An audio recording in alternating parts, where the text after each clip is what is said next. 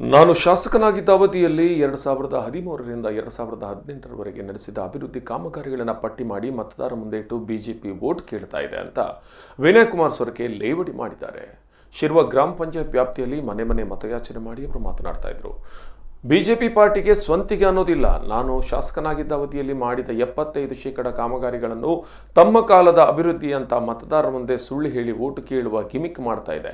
ಈ ಬಾರಿ ಬಿಜೆಪಿ ಪ್ರಣಾಳಿಕೆ ಕಳೆದ ಬಾರಿಯ ನನ್ನ ಪ್ರಣಾಳಿಕೆಯನ್ನು ಕಾಪಿ ಮಾಡಿದ್ದಾರೆ ಅಂತ ಹೇಳಿದರು. ಬೆಲೆ ಏರಿಕೆಯನ್ನು ಕಡಿವಾಣ ಕೊಂಡ್ರುವ ಪಡ್ಪಡುತ್ತಿರುವ ರೀತಿ ಒಳ್ಳೇದು ಮಾಡೋದು ಮರಿಯಮ್ಮ ಆಶೀರ್ವಾದ ಮಾಡೋದು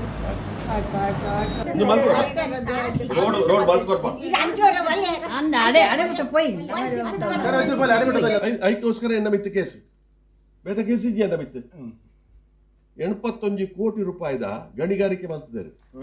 ದುಡ್ಡು ಕಟ್ಟಿದ್ದಾರೆ